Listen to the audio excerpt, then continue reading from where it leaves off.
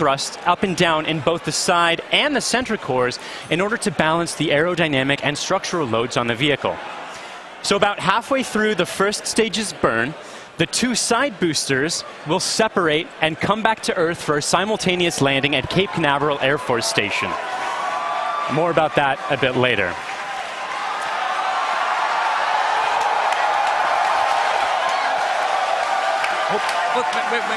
Wait. At that point, the mission proceeds very much like a standard Falcon 9 flight.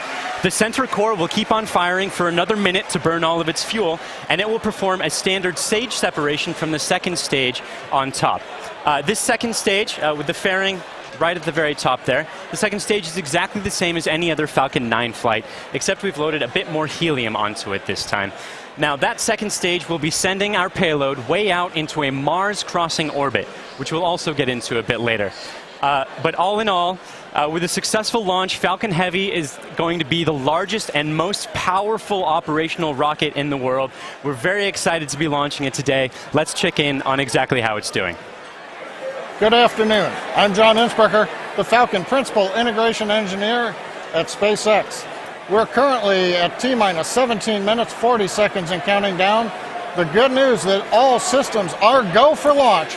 We're working no problems with the SpaceX test flight of the Falcon Heavy launch vehicle. Now we're currently loading propellant on all three first stage boosters, and we began loading a couple minutes ago on the second stage LOX tank. Now this is the same method that we use on the single-core Falcon 9. It just scaled to handle three first-stage boosters. Now we're loading liquid oxygen and kerosene. We do that because in order to support combustion, you need oxygen. And in the vacuum of outer space, there isn't any. So we bring our own liquid oxygen, chilled and densified. You may have heard densified in the past. That allows us to pack the maximum amount into the LOX tanks on the Falcon Heavy. Now our fuel is refined petroleum, RP1. That's essentially just a purified kerosene. It's a safe propellant, easily available, has a lot of history. For example, the Saturn V first stage, flown from the very pad you see on the monitor, from the moon missions, used kerosene and liquid oxygen. Now the big news this afternoon has been the weather, and we've eaten up most of our launch window. Now we won't have the ability to hold the countdown any further now that we are into liquid oxygen loading. The good news is that the winds are looking good. We're working no issues on the Falcon Heavy. However, if there is an issue in the last minutes, we won't be able to launch today. There is a backup date available tomorrow. Now, I've said it before, launch is hard, and Falcon Heavy is no exception. We're essentially counting down 3 rockets simultaneously. So the SpaceX team is going to be conservative in case anything pops up in the last minutes. But as the energy and the enthusiasm from the team gathering below me outside of Mission Control Center X is growing, we are go at T-minus 15 minutes and 40 seconds and counting. My name is Brian, and I'm part of the software team here. And I'm standing just outside Mission Control as the crowd gathers behind me. We're all anxiously awaiting this very first test flight of Falcon Heavy. Now today, SpaceX has over 6,000 employees in locations across the country, but it wasn't always like that. Now when SpaceX was first founded in 2002, it was just a small group of engineers who believed that they could reduce the cost of exploring space, but had never actually built a rocket themselves. Now Falcon 1 was the first rocket we developed, and it was pretty small relative to Falcon 9 and Falcon Heavy. While the Falcon Heavy on the right of your screen is over 230 feet tall, Falcon 1 stood only about 70 feet tall and could only carry about half a ton to orbit. However, despite its small size, Falcon 1 served a very large purpose. It was our roadmap to using modern technologies to engineer a vehicle that was not just more reliable, but was less expensive than alternatives. Now, we had 3 test flights of the Falcon 1 before we found success. But on that 4th Falcon 1 flight, it became the first privately developed liquid-fueled rocket to reach Earth orbit. Now fast forward to today, and SpaceX has had 49 successful rocket launches. We have recovered 21 first stages, and we have reflown 6 of those. We have had 14 Dragon launches and have successfully reused the spacecraft as well. Now our next step on this journey is just minutes from now, when we'll attempt the first test flight of our heavy lift launch vehicle. Now, there have been many challenges along this long road, and it has not been easy. But no matter what happens today, it has all been worth it. Now, one of the many challenges we're hoping to overcome with this test flight is the recovery of all 3 cores of the Falcon Heavy first stage. Although we have demonstrated success with the recovery of a single core, 3 is on a whole nother level. So let's check in with Michael to get an overview of what that story may look like. At SpaceX, our primary goal is to enable people to live on other planets, most notably Mars. But it's hard to do this without dramatically lowering the cost of access to space. And the best way to accomplish that is to reuse as much of the rocket as possible. So we've been successful at landing and reusing Falcon 9 rockets for over 2 years now. And Falcon Heavy aims to continue this trend of reusability. So today, we'll be attempting to recover all 3 of the first stage cores by using both of our landing methods, by land and by sea. So the side boosters have actually been used before on missions TICOM 8 and CRS 9. And at the time of booster separation, during ascent, the side cores will still be going slowly enough to turn around. So it makes sense to return them to Cape. They'll be executing a 3-burn maneuver to get them back to landing zones 1 and 2 and Cape Canaveral Air Force Station. You may have heard of landing zone 1. Landing zone 2 is an identical landing pad right next to it for Falcon Heavy landings. The center core will be going too fast to efficiently return it to Cape Canaveral Air Force Station. So we're going to use the autonomous spaceport drone ship to catch it about 300 miles off the Florida coast. It will also be executing 3 burns to get there. So, if all goes well after launch, we'll have 3 first stage cores back on Earth, 2 for the second time, and a wealth of data for perfecting airplane-like operation in the future.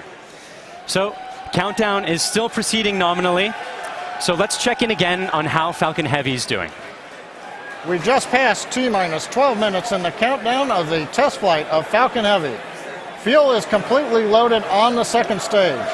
The first stage is also loaded with fuel, except for a small top-off that'll happen between T-minus 7 minutes and T-minus 6 minutes. Our major activity now is loading liquid oxygen on the boosters and the second stage. Liquid oxygen propellant loading on the first stages will end between T-minus 4 minutes and T-minus 3 minutes. Liquid oxygen loading on the second stage is the last one to finish, ending by T-minus 2 minutes. Now, in addition to loading propellant, the team is preparing to perform their final checks of the Merlin engines. We'll begin chill-in of the Merlin engine turbopumps with liquid oxygen as typical at T-minus 7 minutes like we do on Falcon 9 flights. We'll also be verifying valves and using the thrust vector control actuators to move the engines to verify the actuators are working correctly. As we get to T-minus 4 minutes, the clamp on the top of the strung back will open. You can see it just behind the Falcon Heavy. That entire structure will move about 1.5 degrees away from the rocket. At liftoff, it will move the rest of the way to clear Falcon Heavy, just like Falcon 9 flights. At the T-minus 1 minute mark, the flight computers will go into startup mode. They'll be controlling the countdown on the Falcon Heavy. What's different in this flight, engine ignition will begin at T-minus 5 seconds on the 2 side boosters, followed 2 seconds later by the center core. Now we're continuing to watch the weather, making sure that the ground liftoff winds don't exceed the maximum, but they're looking good right now. We continue monitoring the upper altitude winds as reported by the balloons. But right now at T-minus 10 minutes and 10 seconds and counting, the Falcon Heavy test flight is go.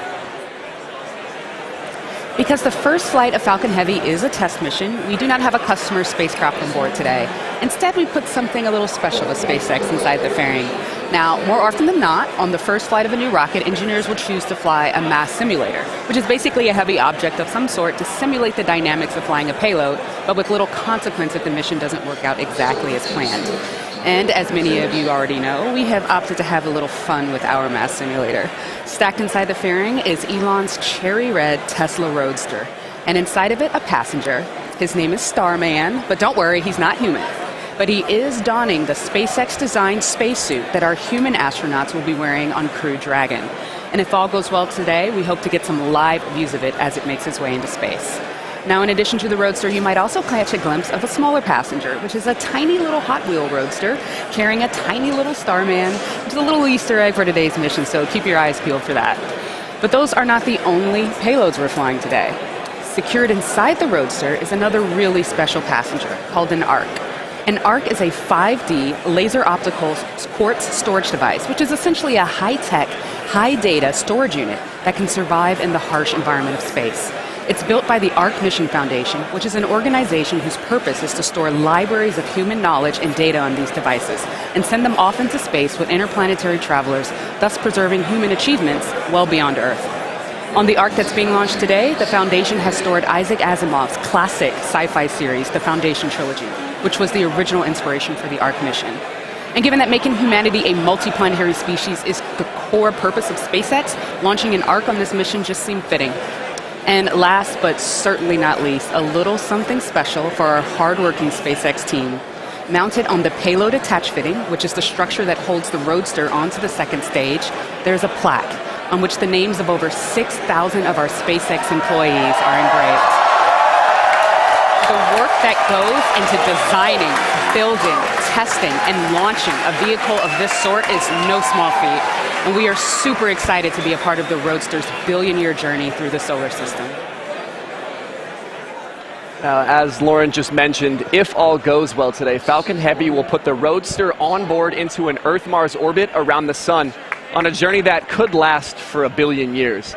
Now, on a universal scale, this means that the Roadster will be tracing the shape of an ellipse with the sun at one of its fixed points, or one of its foci. Now, we call this heliocentric because it is sun-centered.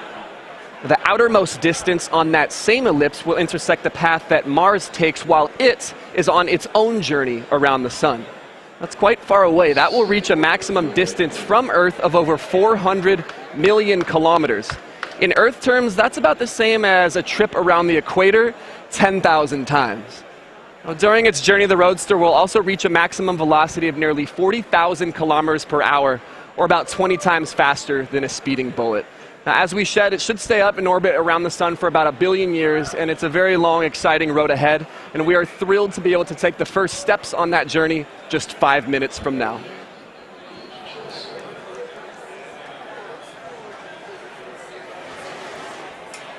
The SpaceX team continues to count down for launch of Falcon Heavy test flight. Now, once we light the engines, Falcon Heavy will check the power on all 27 Merlin engines, a critical period in the go-no-go for launch. It'll then command release from the ground hold downs.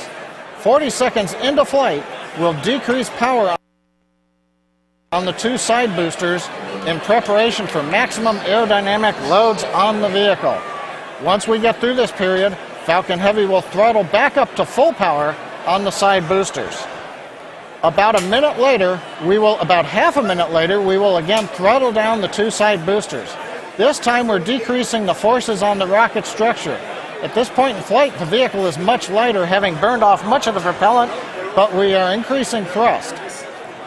2.5 minutes into flight, we'll fully turn off the side boosters, an event called BECO, Booster Engine Cutoff. At this point, the pneumatic separation system on the center core will unlock the 2 side boosters and push them away.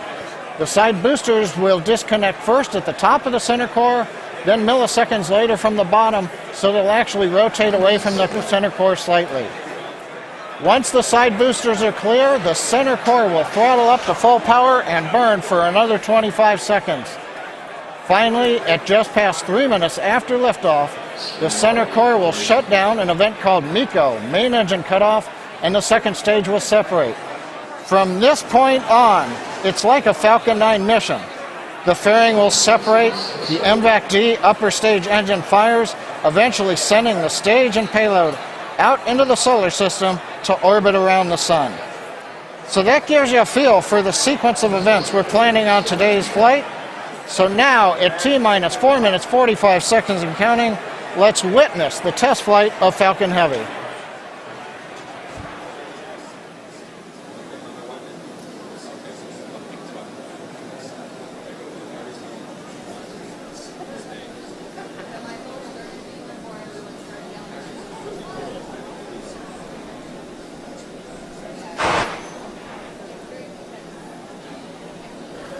INVEC and A1D fuel bleed is started.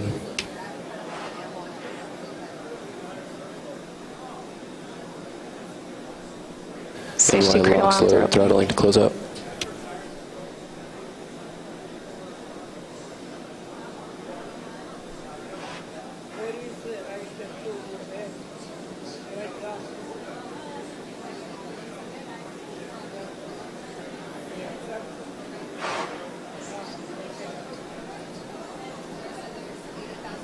NY LOX load complete.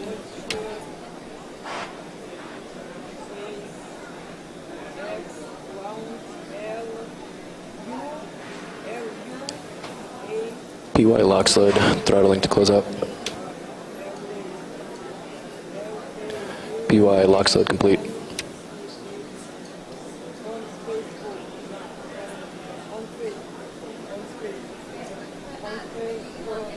Stage 2 TVC motion's nominal.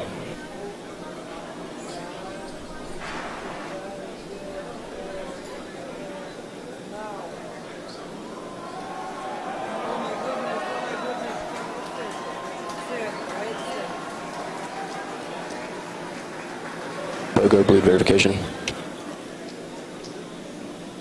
Center core LOX load complete.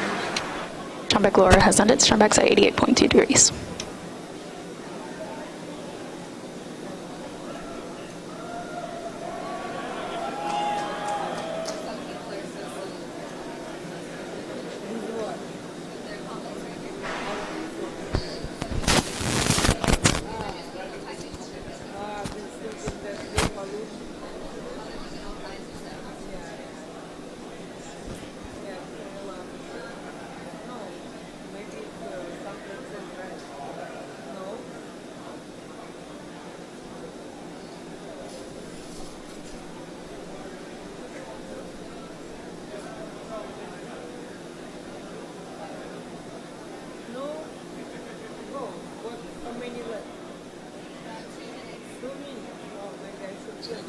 Stage 2 LOX load complete. Falcon Heavy prop load is complete.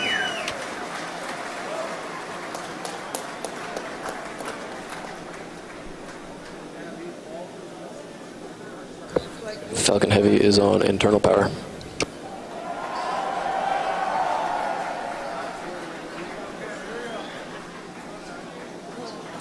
Vehicles in self-align. Ground gas closeouts has started. Falcon Heavy gas loads are complete.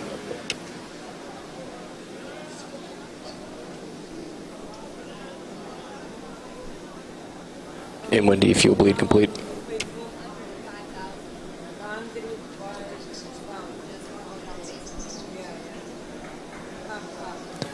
M1D engine chill is complete. AFTS is ready for launch. Ground gas closeouts are complete. Falcon Heavy is in startup.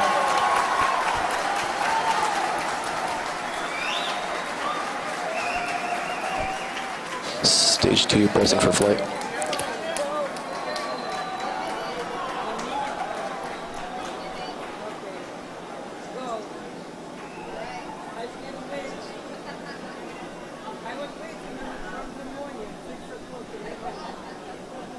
T-minus 30 seconds.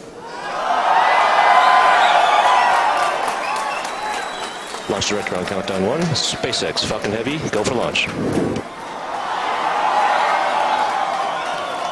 Falcon Heavy is configured for flight. T-minus 15, stand by for terminal count. 10, 9, 8. Side booster ignition. 6, 5, 4, 3, 2, 1. Ignition.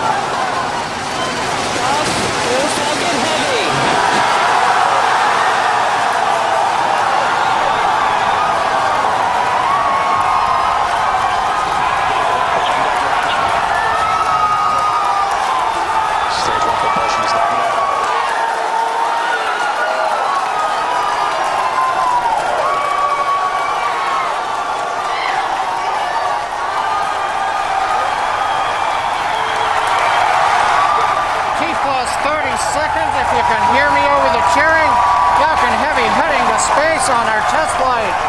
building on the history of Saturn V Apollo, returning pad 39A to interplanetary mission. We're getting ready to throttle down for max Q.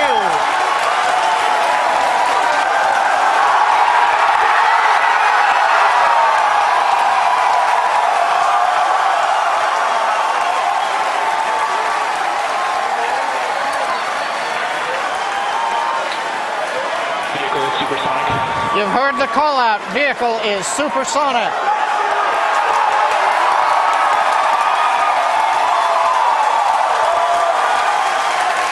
Side boosters are now throttling back up to full power. Has reached maximum dynamic pressure. We're past max Q, the period of maximum loads on the vehicle. Next up, we'll be waiting for the side boosters to begin to throttle down prior to booster engine cutoff and separation 2.5 minutes into flight.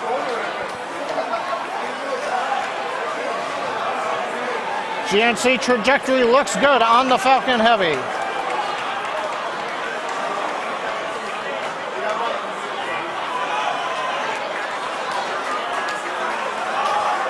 Reports show that the M1D engine performance is nominal. Contact engine sales begun. Side boosters have begun to throttle down in preparation for the upcoming shutdown in 20 seconds.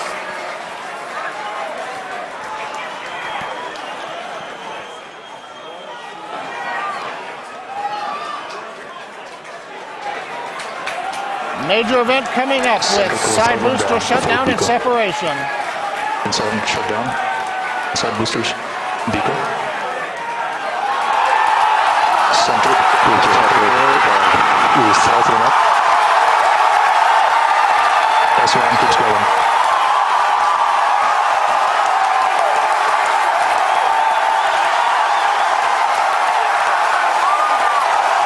Still booster boost box started.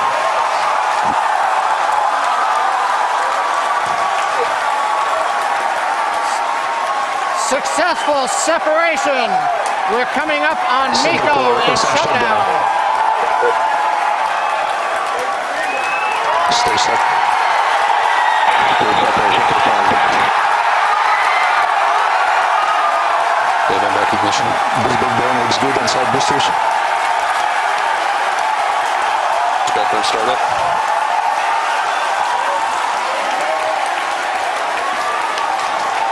Coming up on fairing separation. Center core side engines on power, also look good.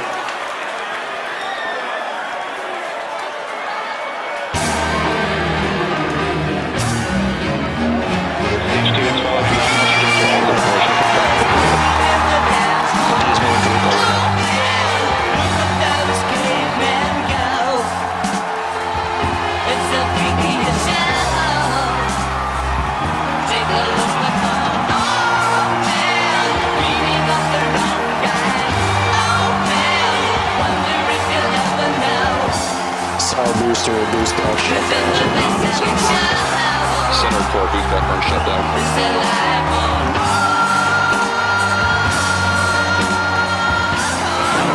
Position of signal.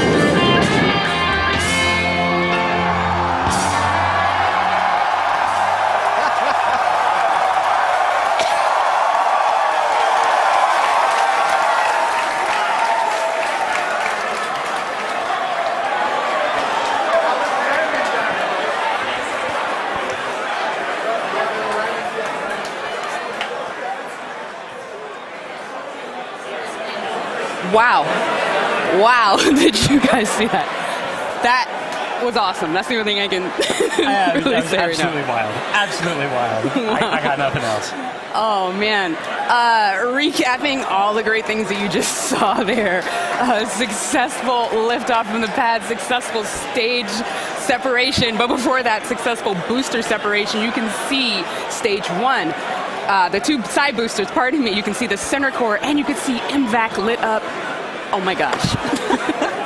Then the beautiful shots of Starman chilling in the Tesla Roadster. Just absolutely incredible. On your screen at the moment, you've got a few things happening. On the upper right, you've got MVAC-D continuing its burn.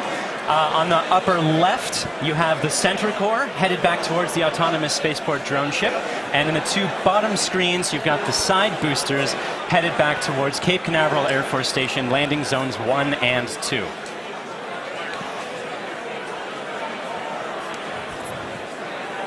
The next step coming up for the side boosters and the center booster is the re-entry burn. That's going to slow it down from, or slow all the boosters down from way faster than the speed of sound to just faster than the speed of sound in order to reduce some of those aerodynamic forces and heating that occurs when you're moving that quickly through the atmosphere.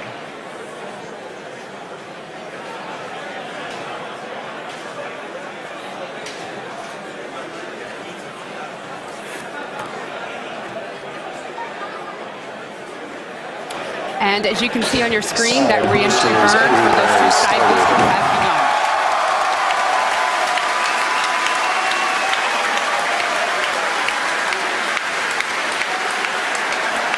Side boosters entry burn shut down.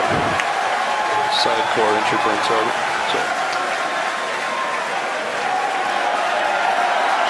The center core in the upper left of your screen performing its own re-entry burn.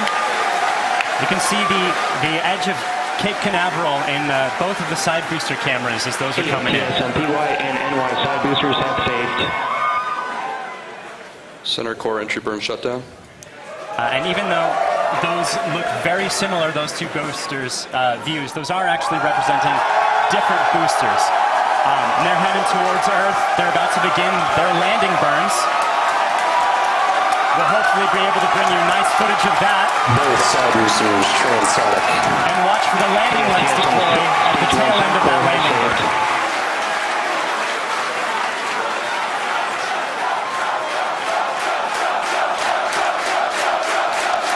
And that landing burn has started. Both boosters looking to be on track towards their respective landing zones. Landing burns have started. Side boosters landing legs are deployed.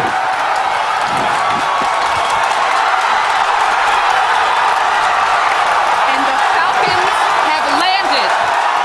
LZ1, LZ2, both side boosters have touchdown. Landing operators move on to recovery 1 and recovery 2. And coming up very shortly, the center core will be attempting its landing on the autonomous spaceport drone ship.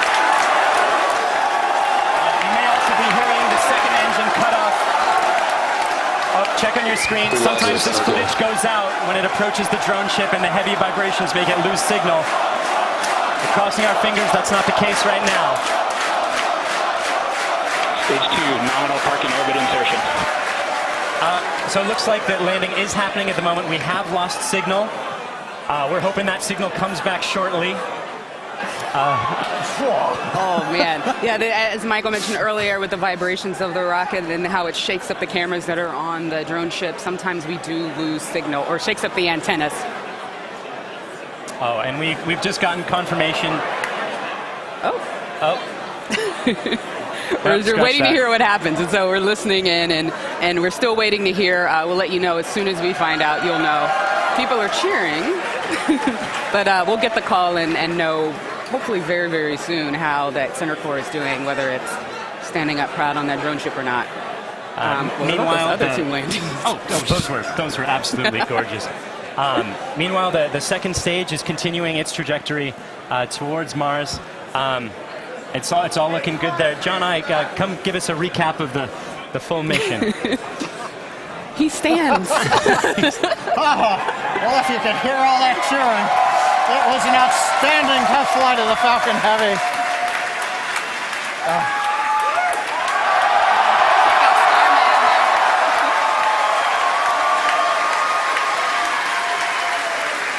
Cameras cycling right now. Live views coming down from low Earth orbit.